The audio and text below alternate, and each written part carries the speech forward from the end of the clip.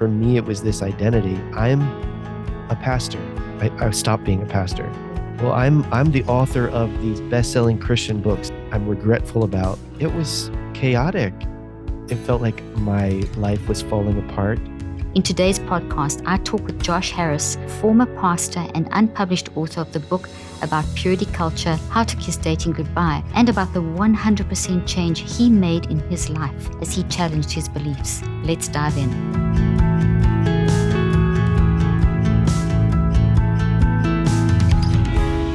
Well, Josh, I'm so thrilled to have you back with me on this podcast. We had such an amazing discussion a few months back, and I'll put the link to that podcast in the show notes. I really recommend people go listen to that as well. And this is a part 2, and there's been a bit of time since, I think it's almost a couple of years, I think, since our last interview. And I know that there's been so much changing in your life, and there's so many great topics to talk about. So welcome back. I'm really looking forward to talking to you today. Oh, thank you so much. I always look forward to the chance to chat with you. Thank you for having me. Oh, of course, it's an absolute pleasure. Josh, we talk a lot in the world of neuroscience, especially in the field that I flow in terms of psychoneurobiology, which is the mind changing the brain and the body. We understand that neuroplasticity is a really key component of how we as humans function. And that is the way we structured to constantly change and grow. And your brain is never the same because your mind is never the same, because experiences are never the same. So as humans, we are so curious. And we are structured to be curious, and our whole psychoneurobiology, mind-body connection, is designed for that. So that kind of implies that as humans, we should be growing and changing through our lives. Right. But so often we can get stuck in upbringing and sort of almost like cultish type belief systems. Yeah. And I know you and I have both been caught up in those as we've grown up, and you had a radical change in your life and had to do some major shifting and neuroplasticity work and changing how you looked at life. And so I'd love us to, just with that sort of theme, talk about a little bit, if you wouldn't mind, just go through a little bit of your story, where you came from, for those that haven't heard of the amazing work, and what I have the utmost respect for, how you've changed and how you took ownership of an incredible change in your life, and thank you how so that's much. impacted so many people in a positive way. That whole growth. So I'd love you to just, in that theme, just take us through the story of what you've gone through. I love that you're bringing up this topic, because I think that, people talk about growth. Everybody wants to grow. Yeah. But growth always involves change. Like if you have a plant in your home and it grows, it's not going to look the same. It's not going to fit in the same space on your shelf that it used to. And that's true, for us in our lives as well. We all say we want to grow, but the change that comes along with that growth is often uncomfortable, or it doesn't fit the box that someone else put us in, or we put ourselves in. So, I'm learning. I've gone through all kinds of stages in my journey. There are times where I was really angry at, the people who I followed, or the people who kind of mentored me, or my parents, or whatever it might be. Like, why did you do that? And now I feel like I'm in a stage where I'm trying to have more empathy towards them, towards myself. Why did I think a certain way, and so on. And I'm trying to make it really more about change is something that's natural. I'm going to keep changing. I might change back. I have the freedom to do that. But the story for me is that I grew up in a wonderful Christian family. I'm so grateful for that. But there were a lot of expectations. There was definitely a right way to do things. My dad was a big homeschool leader, so he was advocating for not only Christianity, but Christian homeschooling. And I was sort of the model for that. Like, here's your kids will turn out well if you do, if you parent in a certain way. No pressure. If you educate in a certain way. And so I didn't understand all of that at the time, but there starts to be these real, pressures on you that say, if you stay like this, then you make mom and dad happy. You make your community happy. You're safe, and you're good, and you're accepted. And what that does is it shuts off the ability to be curious. It even shuts off certain conversations. I mean, we've all, I think, experienced that, where you can't even ask certain questions because the possible answers are not allowed. So you're not even allowed to ask the questions. So I followed, in my dad's footsteps. I became a speaker when I was young. I published a magazine. I wrote a book that became a bestseller. And then I pursued becoming a pastor. So I kind of just kept embracing the safety and the Mm. sense of identity and the sense of, the career, the financial, security, all those things that came with being the person that I thought God wanted me to be, that my parents, that my church, all these other people wanted me to be. Mhm. And I thought it was great for a long time because I was being successful and I was being applauded and, all these things were going Yeah. so great. So my process of change and kind of needing to push out of that box that I was in really came about because of failure and things starting to crumble. The church had a big church split. Yeah. Suddenly, people who had been mentors were no longer wanting to talk to me. Our church went through a big crisis related to a sexual abuse scandal, things that, we thought we were doing the right thing. Actually, we'd done really wrong. And we had to acknowledge that and see our mistakes. And so I went through this real crisis of, wait a second, I'm not happy in this work. I don't like doing this. I failed in many ways. I've let people down, and so failure was actually the process for me of being open to being curious, because suddenly the pat answers that had worked for me for so Yeah. long weren't working anymore. And that was really the beginning of my process of change. I love that. It's almost like it's carrying us a baggage around that is standard stock answers for standard stock concepts with no Yeah. curiosity attached. And it's just that's like you mentioned, there were certain questions you couldn't ask because the Yeah. answers were answers that you couldn't have. And Mm-hmm. so the curiosity was stemmed. So it's counterproductive to how we as humans function when we get stuck in that kind of, there's no like deep acknowledging of and questioning and developing insight. There's just a Mm. standard way that you live and respond, and it's like a Mm-hmm. bubble.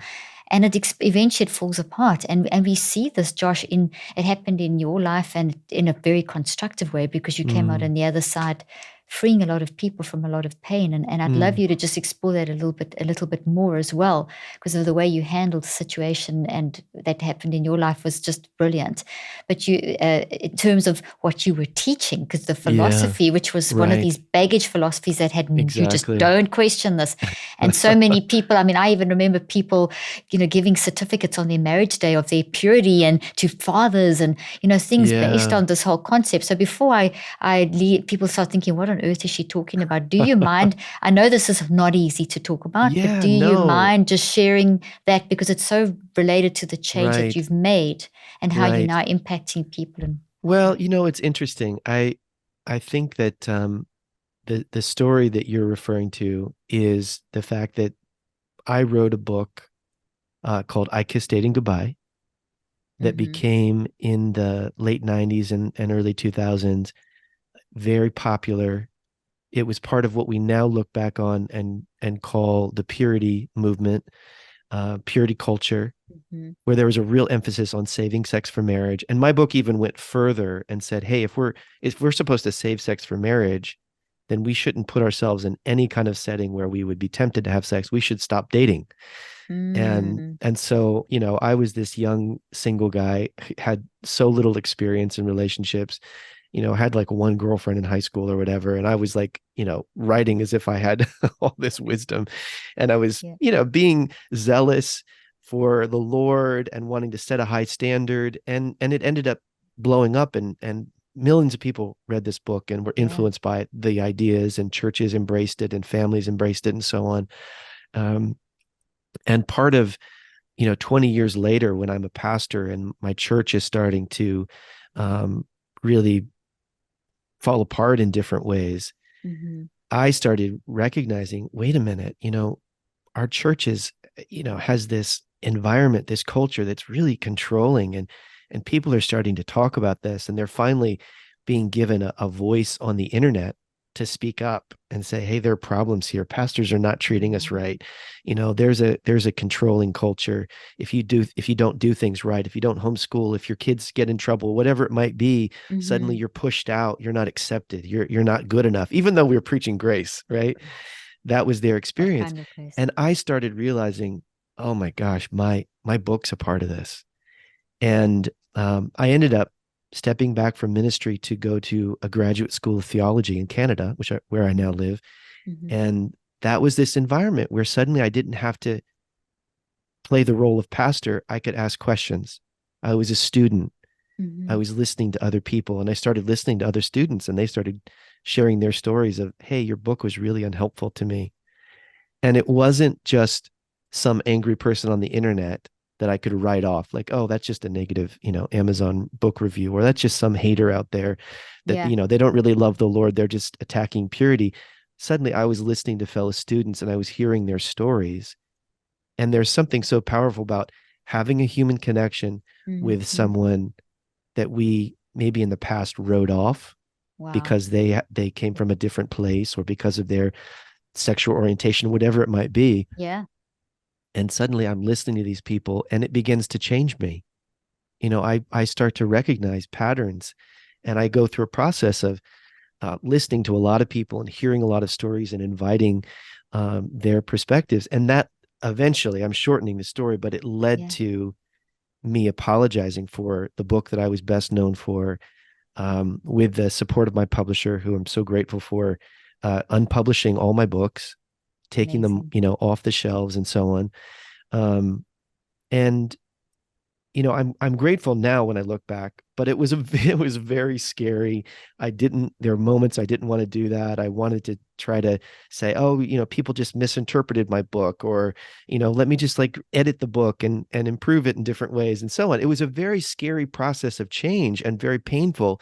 And I think it's harder to change when our identity is rooted in something, when we're Mm-hmm. known for something, when a lot of people are like, hey, wait a minute, you have to be this person, you have a reputation or whatever it might be for something. Mm-hmm.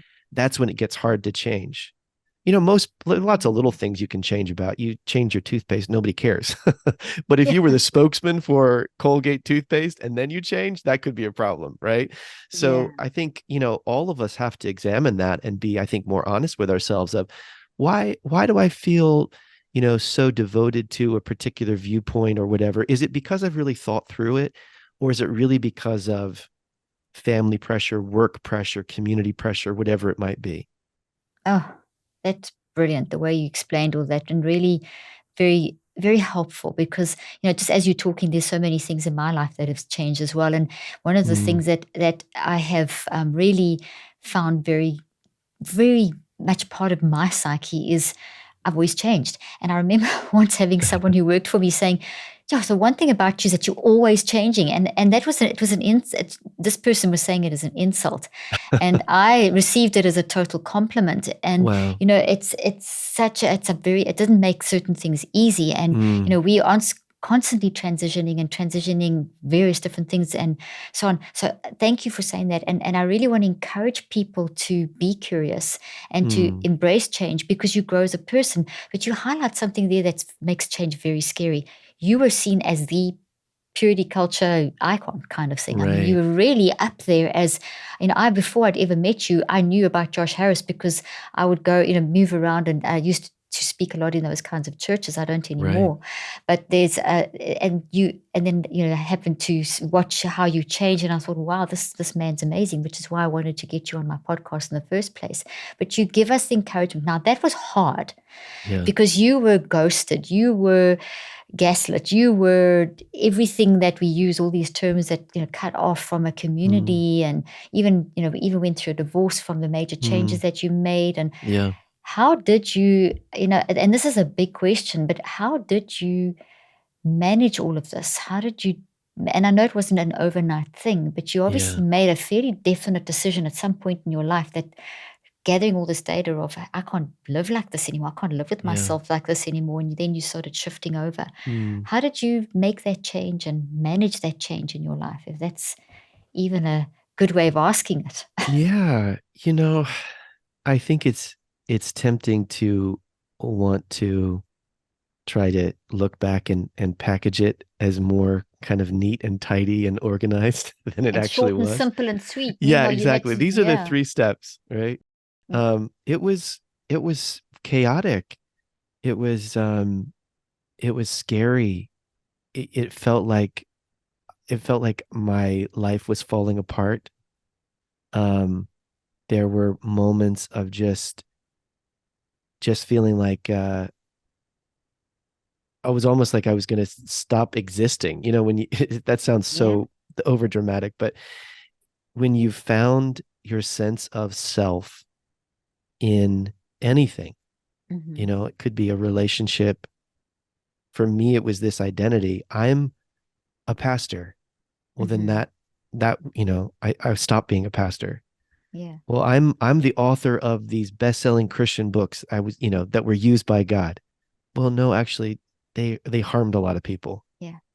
Um, now my books are, instead of being a badge of honor, they're actually something I'm regretful about that I've unpublished. I'm not a published author. I'm an unpublished author. Like, you know, Exactly. those identities, losing that, it really can feel like, oh my gosh, I'm going to disappear. Like, but I think the process for me was recognizing I'm more than that, whatever that might be. I love that. Um, and that's scary. You know, even then losing the identity of I'm a good husband, I'm the purity culture guy who did things right. Look at my marriage, it's proof of it. Well, no, actually, you know, we're separating, we're getting divorced, and I no longer have that identity. So that process was really difficult, but I think it's really just leaning into it, recognizing that you're more than those different identities. Um, and this is where it's interesting, you know, even my faith has shifted in different ways, but I find so much comfort in the metaphors and the truths that I've learned from the Bible over the years. You Yeah. know, there is a massive theme in the Christian faith of resurrection after death. Mm-hmm. And I think, you know, there are moments of death that we go through in our lives, death to an identity, death to a certain dream. I thought my life was going to turn out this way. I thought my marriage was going to turn out this way, whatever it might be. And that dies. And yet there's a new life on the other side of it. And you experience resurrection in a sense. And you're able to say, oh, you know what? My life is more than that thing that used to give me so much security. And so I feel really grateful, but it's been a long, winding road. Oh, I know. I've watched your one long winding road, and it's been. I can imagine, and the changes that I've made in my life. It's all of us can relate to this. So thank you Yeah. for sharing that. It was just to be an unpublished author to literally reconstruct and resurrect your life, reconstruct your life. Mm. And a theme in the work that I do and the research that I do is reconceptualization, which is not just Wow. reframing, it's not just refocusing, it's a Mm. complete deconstruction and Wow. reconstruction of whatever's gone on in your life. And I mean, you've pretty much done that. You've stood back and you have looked at how you've showed up and looked at the signals of your life, and you didn't Mm. like what it was doing. There was an inner conviction, Mm-hmm. and you basically deconstructed and reconstructed, which is this whole process of reconceptualizing Mm. and moving into a new way of being. And that is a very, very painful process. When I do the research I do, when I practice as a therapist still, one of the things I would always tell my patients, and something that I'm actually writing, I publish in scientific journals, is called the treatment effect, and that is Mm. that things get worse before they get better. And you know, you've and that's what changes. Things do get worse before they get better. So here's the question I want to ask you around this: is when you were in this mindset, you and this system that you Mm. were almost kind of cultish system that you were Yeah. stuck within, and you were saying, you know, doing these things, and there was a shifting point where, or did you ever feel, because this has happened to me and I'm interested to see if it's happened to you, did you ever feel that while you're in the midst of this and it seems so right and you were so sort of almost you were secure because you were in the safety net of delusion, almost like a bubble Yeah. of this is the right way to do things. But there was always a nagging thing at the bottom Yeah. of my mind, at the back of my mind, at the wherever Mm. it is, that this is wrong. There's something that's really wrong here because Hmm. this is harming other people. And when I Mm. started listening to that voice, that's when I started making major changes. And then there were certain things that happened in my life that really pushed me to Mm. make major changes. Did you ever experience anything like that? Can you talk into that? Can you? Yeah. The thing that I think of when you describe that is an interaction with my son, who must have been about 5 or 6 years old at the time. And he's always been a question asker and a challenge, willing to challenge things.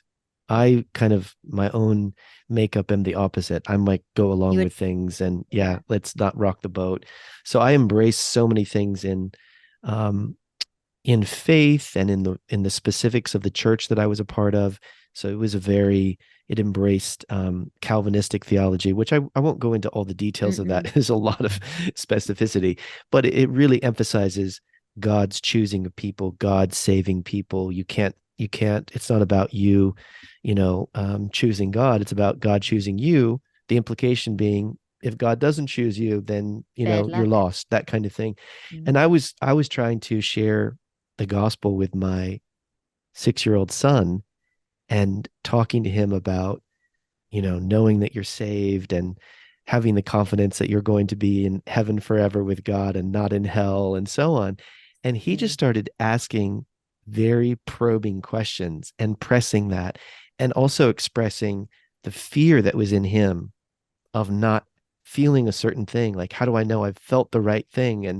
And the fear that he was having about the teaching of eternal hell and the questions that he was asking, which are not easy questions to answer, and me seeing the turmoil that these specific beliefs were putting him through, that was probably one of the first little cracks in the facade for me, where I was like, oh, I don't He's like got a this. point. He's got a He's point. got a point.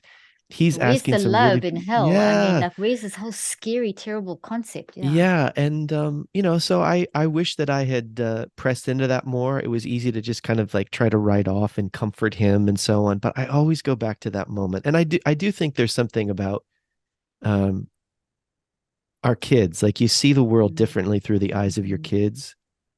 And I mean, I think this is true in every generation. Oh, Every yeah. generation pushes the last and Which is so good. surprises and shocks the last. And Yeah. we're all scandalized by what these young people are doing. Thank And goodness we it's are. It makes us wake up. exactly, it makes us wake up, and it forces us to see things and question things that we always just accepted. And obviously there's a need for, love and empathy and interaction and engagement both ways. But that's just such a powerful thing where sometimes with your kids, you even see something like, wait a minute, I put myself through this, but I don't Mm. want to put my kids through It this, to this. Yeah. or like I have two daughters, and I look back now and I'm so grateful that they're not growing up in that particular Mm. church's environment and the way that Yeah. we treated women. I'm Exactly. saddened by the way my ex-wife was affected by, those teachings and those ideas. Mm. But there's something about your kids where you see things maybe in a new way. And I think that's the story of so many parents with, with issues of the LGBTQ community. Yeah. I grew up in an environment where, you know, we were taught that anyone who was gay was sinful, was judged by God, all those kinds of Mm. things. And we lived in a bubble where you never had to interact with anyone who was gay. It was kind of like, no, So that's just sad. out there. That's in Yeah. some big, scary liberal city somewhere else. And I think that's the story of so many parents where Yeah. suddenly their child is saying, hey, this is who I am. Exactly. And you can no longer hold on to that prejudice and that hatred because it's someone that you know and love and want to protect. So I'm so grateful for the role my kids have played in my own change and growth. That is, it's really beautiful. And boy, I can relate it. You know a little bit of my story too. And it's my children as well that really question. I brought my kids up teaching them to question, to be curious, to think, to Yeah. challenge. And we weren't always caught up in the evangelical world. We were like, sort of kind of Christmas Christians, like going to Catholic church kind of thing. And there was, there Right. was a belief, but it was more in God and loveness Yeah. and being decent humans. And then I got Mm. caught up for a period in my life in this, and it was my kids that woke me up, because when we got so caught up in it, something always worried me that this is not real, this is not right. Interesting. Yeah. It was also my children, especially my son, who's gay, and who really challenged me, and it really made me Wow. grow. And I'm so grateful, That's so because then you beautiful. see truth, and you see what truth really is, and you see that love doesn't hurt other people. Yeah. So it was just, I love that you gave that answer. And Oh, that's that's amazing. really amazing. Now let's, on that basis, let's just talk about what is happening in the church currently. It's so Mm. interesting how there's such an explosion within the mega churches. I won't mention any specific names, Yeah. but we know there's a huge change that's happening. We know numbers are dropping off in mega churches. We know that these Mm. the Gen Z millennials, they are questioning, which is fantastic. Older generations are questioning. There's a curiosity, which is why I wanted to Yeah. really base this whole podcast interview around the question of, let's change, let's be Mm. curious, let's question, Yeah. let's keep changing, let's, for the betterment of humanity. Let's just get stuck and think, well, that's how we've always done it, let's always do it that Right. way. Let's Yeah. question these values and so on. And there's such a lot of talk around people deconstructing their faith, Mm. and Hmm. leaving the church hurt, these big Yeah. explosions in the mega churches, the whole Hmm. concept of things being abused, like, for example, the whole, you got to be like a servant, and how people, the servant heart, and how people have literally broken their backs being volunteers, but actually it's abuse, and Mm. the sexual trauma that's come out of churches that we're hearing Hmm. so much of now, of people. And I'm not going to mention any names, but you'll know who I'm referring to, certain pastors that were preaching sexual purity, but they were in the meantime having multiple affairs, the Mm. double lives. It's Right. exploding, it's really Yeah. exploding. Can you just comment on that? And I don't know, whatever you'd like to say. I mean, this is a real thing that's happening, and it's a Yeah. good thing that's happening. People are challenging and questioning. Well, I think we underestimate how massive of a change the internet is for the Very world, good point. because it has given knowledge and the ability to hear lots of different perspectives. It's given a platform to anybody who wants to, publish something online or do a podcast or Mhm. post on social media and so on. And we're all so used to that. It's like, it's just the air we breathe now. Yeah. But 30 plus years ago, you couldn't do a conversation like the one we're having unless you No. owned a radio station or you got a show that was sponsored by a Yeah. radio station. So there were all these gatekeepers. There were gatekeepers to publishing, there were gatekeepers to radio and TV. There were, even in the church, you could segment people, and if someone didn't like something, you could kind of just push them to the edges and push them out the door. Yeah. And you were the gatekeeper of the microphone up at the front of the room, Hmm. and they could never tell their story. The internet broke down all those gatekeepers. It basically just So shattered true. all that power, and it meant that suddenly people could connect in different parts of the country, different parts of the world, and they could start sharing stories and saying, "Hey, this is what I experienced. Oh, I experienced this. I was abused in this way."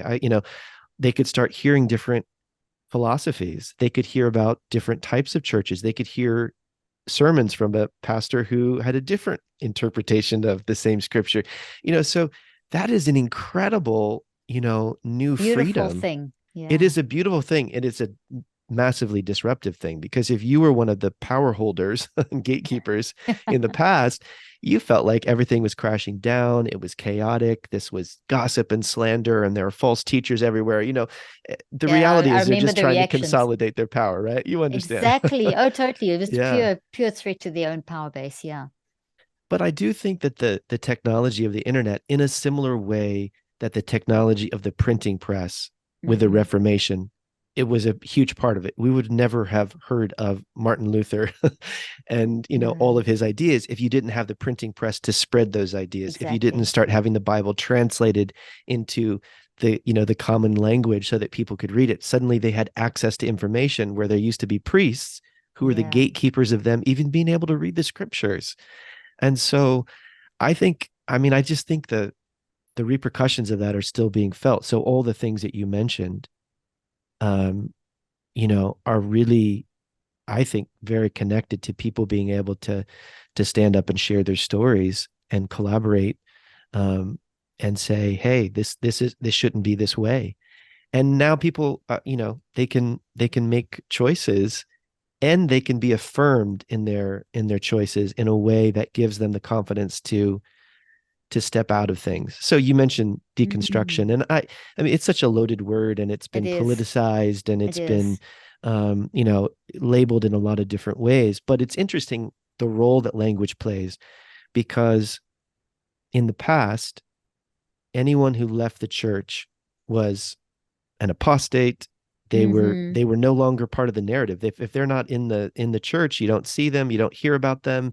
You just Exactly. kind of think, oh, their life fell apart. Oh, they got a divorce. Oh, their That's kid it. got into trouble. End. Oh, they're gay. Whatever it might Yeah. be. And as a Christian, you just kind of, in a very self-righteous way, imagine that they are so unhappy that everything's terrible for them. Well, now you You can can, see them on Instagram and they're having a great having a life. great time. Set free. And that, right. Yeah. Yeah. And they're sharing, these quotes about, their freedom and problems in the church and those types of things.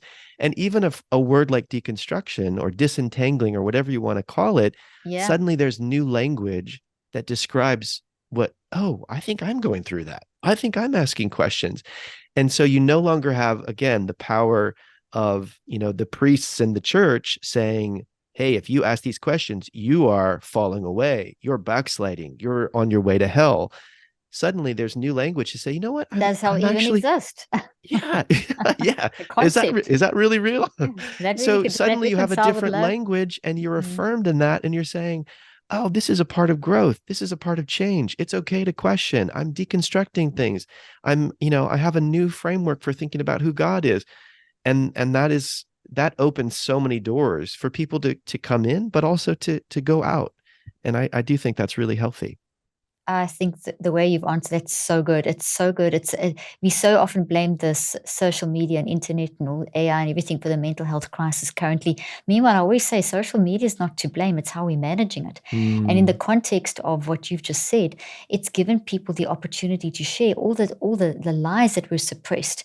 Like you mm. can't get away with stuff anymore. And Yeah, truth is it's coming true. out. And yes, I know it brings out a lot of bad stuff too in terms of, but at least it's out there, and we can Yeah, then teach ourselves and our children and young adults and so on how to understand and have conversations, which goes right. to the whole curious nature of us as humans. We're supposed to be Yeah. constantly curious, questioning.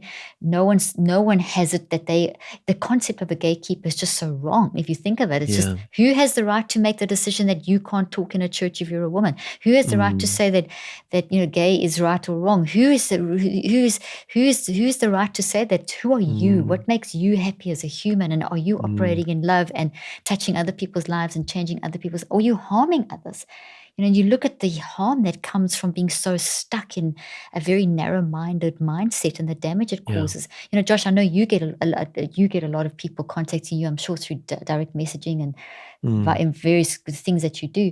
We get thousands of emails and Oh, DMs and wow. people that are in religious trauma that have been so hurt that still love however they see spirituality, because there's obviously Mm. different ways of seeing God.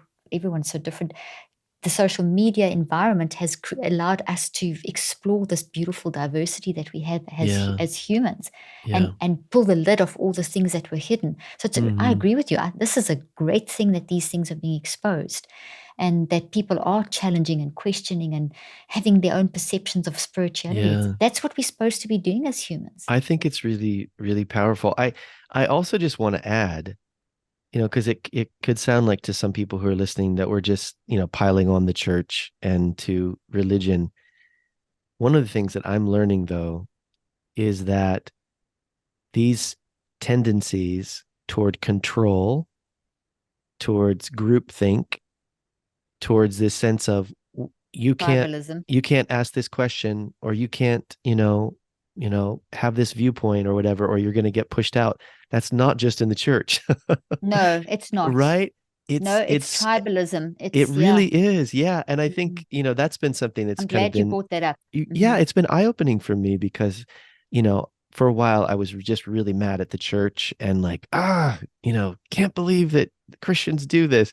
And then as I'm, interacting with people in different tribes, Yeah. the broader culture, secular, totally secular communities, secular spiritual communities, whatever, I realize, oh, those same patterns are here too. Yeah. I'm not allowed to think, fill in the blank here, because if I do, people will push me out. There's like a very defined doctrine of what you are and you aren't allowed to think. And that applies to, discussions of sexuality. It Hmm. applies to, um, it applies to politics. Sure. Obviously, we're so polarized. It's like if you're in Yeah. this camp, you're not allowed to question, you're not allowed to support certain things, whatever it might be. Yeah. Yeah. And I really think, for the world to be healthy, it's not just religion that needs to encourage growth and curiosity and questions. It's also the broader culture, Oh, because it's totally. so simple. I just feel so many people, they go from a dogmatic, controlling religious environment, they escape that, and then they Into another land one. right into one that is exactly the same, only it's secular. It's just a Yeah. different issue. Josh, I really appreciate you saying that. And I think it's so important that we recognize it's not just the church where we see this kind of tribalism. We're seeing this Mm, kind of one way of doing things, as you mentioned, in so many other areas, diet culture, politics, all that kind of thing. So we need to be aware of it, which really goes to the theme running through this discussion we're having, which is we need to be curious. We need to be open to change. We need to be careful of mm, saying that this is the only way to do something and you've got to think my way or the highway. That's really dangerous thinking. And mm-hmm, use that as a guide, we can then function at a much higher level and be more loving. I think that's the thing, mm, be more loving as humans. I want to ask one more question though related to the church, and then as we come to the end of this interview, and this is something that we get asked a lot. We get a lot of direct messaging and emails, and that is and it also goes to the current situation that's happening in the mega churches that we spoke about in the mm, previous question, and it's basically this idea that the message of the servant's heart, and we briefly mentioned that. But there people are, I'm going to actually read my question. People are complaining that they were manipulated, overworked, used like abusers almost, making mm. shame for feeling tired, overworked, and used. Is this something that you saw at your time in the church? And what advice would you give to these people? Yeah, boy. I do remember, as a pastor, we were constantly calling people to volunteer. It was a huge part of participating in the church. And I think there are two sides to it. One thing I would say is I do think there's truth to when we serve and we give of ourselves, there is tremendous reward. And I've seen that in my own life. My girlfriend and I started a volunteer team in Vancouver called Hello Yellow, where we're just encouraging people to be friendly and to engage with strangers. And we asked people to volunteer, and it was quite rewarding for them. So that's wonderful. Oh, But I remember there was a point where I began to see as a pastor, boy, we are asking so much of people, and there's like a certain, there's 20% of the church that's really trying to serve and to follow God's word and to show up whenever they're asked to. And then there's a huge, portion that's really not listening to that, not stepping up. And so what you end up doing is you end up driving the servant-hearted people who want to do their best into the ground. yeah. You just wear them out. And I remember giving a sermon once where I basically said, listen, if you need to prioritize your own health. There are Mm. other aspects of you loving and serving God that are not just in the church.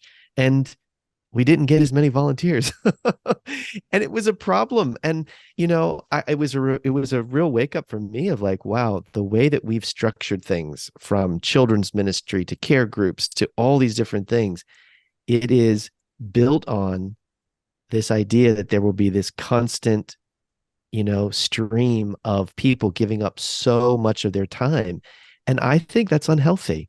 And Very. I do think, I mean, I've heard some of these stories in really unhealthy environments where it's kind of like a church sweatshop, right? Like it's like you're Yeah. really using people, and then you're manipulating by tying that to, being in God's favor and God being pleased and so on.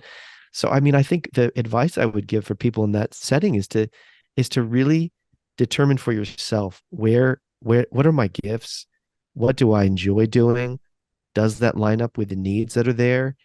and then set boundaries and say, you know what? I'm doing this for God. I'm doing this for my own joy. And beyond that, I don't have to have any guilt that I can't meet every need. I don't need to meet every need. There are other people that have to step up. And possibly the church needs to change its Mm, programming, for sure. because if it's reliant on people being unhealthy to make these things happen, maybe they shouldn't be happening. So that takes a lot of kind of inner strength and confidence in the Lord, really, to say, I'm confident in God's love. I don't have to earn it by being a slave in the church. Um, and so yeah, that's really difficult. And unfortunately, I think there is a lot of scripture that can be used to manipulate. So I think you have to be really careful, and churches need to be really careful. Fantastic advice. And on that note, Josh, once again, I've enjoyed so much having you on the show and having this great and very important conversation. Thank you for all the wisdom you shared. And I look forward to our next conversations. Thank you for joining me. Thanks so much. I always learn something when we get to talk, so I'm grateful. Oh, I'm grateful too. Thank you so much. Have a fantastic day. And thank you so much for joining me on this podcast. Thank you.